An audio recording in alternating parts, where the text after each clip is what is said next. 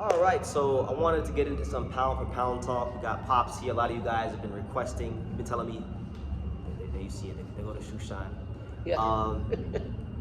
Y'all been asking me and saying that we need a Pops appearance, so we delivered here on True School Sports. This is a channel for the people, by the people. I wanted to speak about the recent updates to the Ring Magazine pound for pound list, and I wanted to check his temperature and check y'all's temperature because we've had two really key updates. So the first update is that the monster Naoya Inoue, he is now officially rated as the #1 fighter in the world. He is now boxing's official pound for pound king, over Alexander Usyk according to Ring Magazine. And then also you have for the first time, and I think this is long overdue and it's well deserved because this guy's been very good for a long time, and he's just now finally starting to get his due. Coming off that dominant performance against Sugar Nunez, you have Vaquero, Emanuel Navarrete. He now comes in as a #10 pound fighter, so he's now recognized as a pound pound fighter. So who did they knock off? Who did not knock down? I forgot who they put off the list. I can't remember right now, but he's #10 now. Okay. So before we get to Vaquero, I'll start with Inoue. Pops, do you think right now that Inoue is the best fighter in the world? Would you put him over Alexander Usyk? No, you know why? I'm gonna say that right now. We were just talking about the news that Brendan was telling me earlier. That his dad wants to keep him at 120 or 122, so no. Until he gets his balls and fight the big names, whether featherweight, moves up to featherweight, or wherever he's got to move up to show that he's that great. He's a great fighter for Japan. He's one of the best out there, but I'm not putting him #1. Know why? Because he's holding his cojones and not going forward where he's supposed to go. Okay, so I'm gonna play devil's advocate for a second because I'm not gonna be biased. No. What about people who say like, well, Pops Inoue is a 4-division champion. He's been very active. He fought 4 times in 2025. He's been representing boxing well because of his activity. He has been sitting on the belts.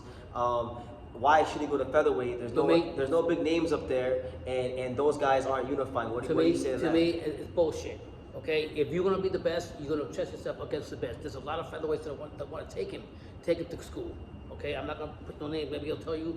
But I'm telling you. You guys know the names: Espinoza, Rafael Espinoza, Bruce Carrington, Angelo Leo. Right. So especially Brandon Figueroa. Right. So my point to you is, if you're that great, you have great accomplishments that make you great.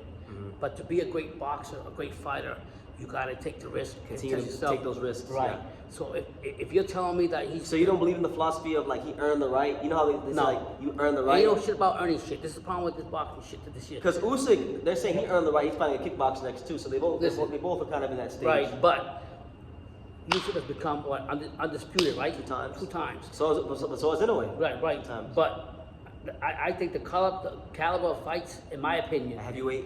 Yeah, and it could, what he's done, what Usyk has done. I'm not taking nothing away from Inoue, because he did what he's supposed to do. But he's not, to me. And one of the biggest things I'm going to say again is, if you do not got the balls or the heart, continue being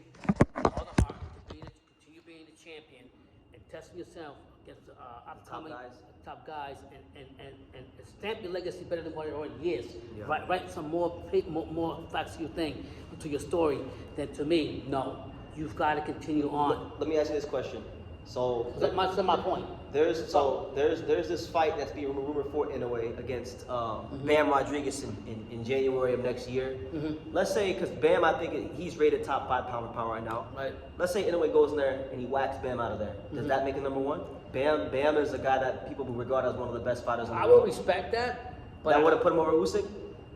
Who does he got to be? What I'm asking you is, who in your mind, if he's not #1 now, with all the great things he's done, all the dominance he showed, who does he got to beat to be #1? In my opinion, I'm not basing it on who he beats. I'm basing it on him taking the leap and doing what he's supposed to test himself against people that are here.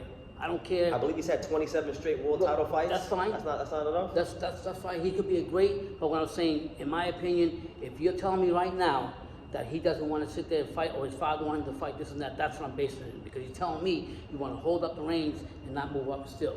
No, you've done everything. You're right what you're saying. He's accomplished a lot, but I still can't put him. That doesn't sit well with you. You're saying those comments. Because you got to have, to me, you got other people. There's a lot of answers still to answer about you. Even though you did there's other fighters that want you. So what about Usyk? Because he's fighting a kickboxer's next fight, and Ajit Caballero wants to fight him. Yeah. Mosley Tama wants to fight him. I think Philip Rogovich wants to fight him. I don't know where the kickboxing shit came, how that came about. They're both kind of doing the same thing to me, in my opinion. So So you're basically saying. I think they're both picking and choosing. Okay. In my opinion, right now. So there's no question for them to be. Then to be honest, if you're putting it's Inoue, funny. It's funny you saying. I'll just say it is bullshit. How I'm going to say it. It's an even for both of them. if you put There's Inoue, no one. if you're putting Inoue over Usyk, then you're putting Inoue over Usyk because he's been more active. He fought 4 times in 1 year. You know, I got guys at his level don't even fight 3 times a year. He fought 4 times in 1 year. That's impressive. Even if he's not fighting the best guys he's fought in his career. He did beat Junto, right?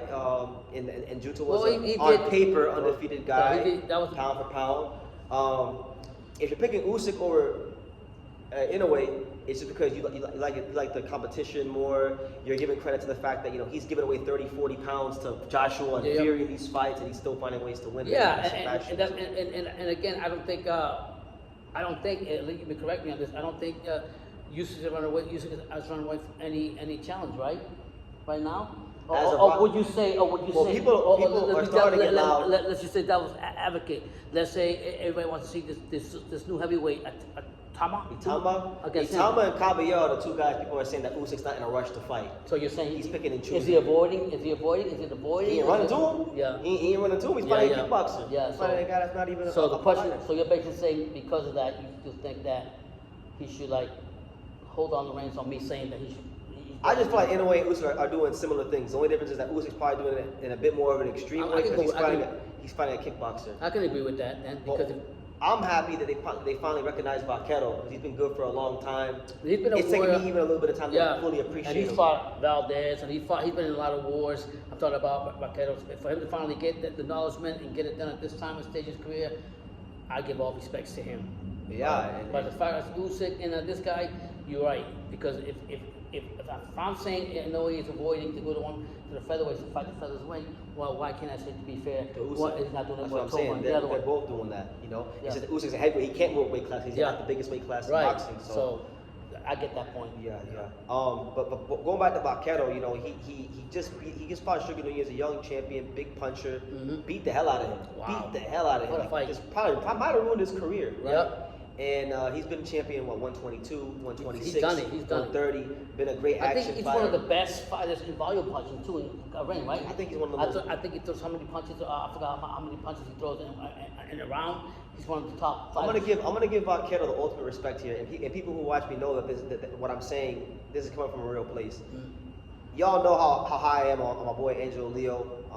I think he's one of the best fighters out there. I think one day I'll be doing a video talking about him being on the pound list if he gets the fights. But a lot of people talk about Angelo against Inoue, Angelo against Rafael Espinoza. Right. And truth be told, I'm not worried about none of them guys. Right. There's only one fight out there that if it got signed, I'd be like, damn, this is gonna be a crazy camp. We're gonna go, yeah. This is gonna be a crazy training camp. We better really dot all our team. And I think it's Vaquero. I think Vaquero. Look at his style, he's rangy. He's tall. Yeah. He's got heavy hands. He throws punches from awkward angles. You can't replicate his style in the gym. He's a really crafty body puncher. He's not known as a defensive fighter, but he's actually really hard to hit cleanly. Right. He doesn't get hit hard with a lot. He doesn't get hit often with a lot of hard punches. Flush, hard shots. To the face, right. So I think there's a lot to him. A lot more to him than people give him credit for. Well, if Oshaki Foster beats Raymond Ford on May 30th, I would like to see Oshaki Foster against Vaquero. I think that's one of the best fights that can be made in boxing, and people aren't talking it up enough. But that'd be a good fight too. I'm happy to see him on the list. A lot of time, he's waited for a long time to get his flowers, and he's finally getting it, and thank God for that, because he's one of those once in a lifetime Mexican fighters that have done everything in the division, but has never gotten the credit that is really due to him. And now putting him in that pound for pound list is showing that, damn, I finally got where I have to be at. Correct. And like I said, for him, for his career, I'm hoping we can get Oshaki Foster to do his thing against Raymond Ford. Yeah. If Oshaki Foster does what I think he's going to do against Raymond Ford, I would love to see Vaquero against Shock Foster. I think that'd be a great clash of styles. What happens an opposite coin if, let's say, Foster beats or Ford beats Ford, yeah. I mean, it's a good fight. But it's not the same. Nah, because Ford, I think style-wise it'd be a good fight. Yeah. Ford likes to get in the pocket, but Shock Foster knows he's really good on the outside. Right. So I'd like to see if he can tame the beast. Right. From the outside. Vaquero from the outside, and could Vaquero beat? Because Vaquero, if I could give one knock on him, he hasn't really fought any like prime top level Black American fighters. Right. So I like to see him in there with that style. Oh, test himself. See what he can do. Maybe I'm wrong. I know he fought Dog Bay, who was African, but I'm talking about like Black American fighters. Yeah, right. That's a different style, Right. to deal with. Different animal. Different animal. I want to see how he does with that, and then I think that would actually add to the legacy if he could get it done. But Yeah. just good to see him on the list. He deserves it, and those are our thoughts on both Inoue and Vaquero entering the pound list. Y'all can give us yours down below. Do you guys think that Inoue deserves to be number one in the pound in the world, or has Usyk done so much that he still holds the throne for you? Let us know in the comments. Take the time to subscribe, and definitely, we'll see you in the next video. Thank you.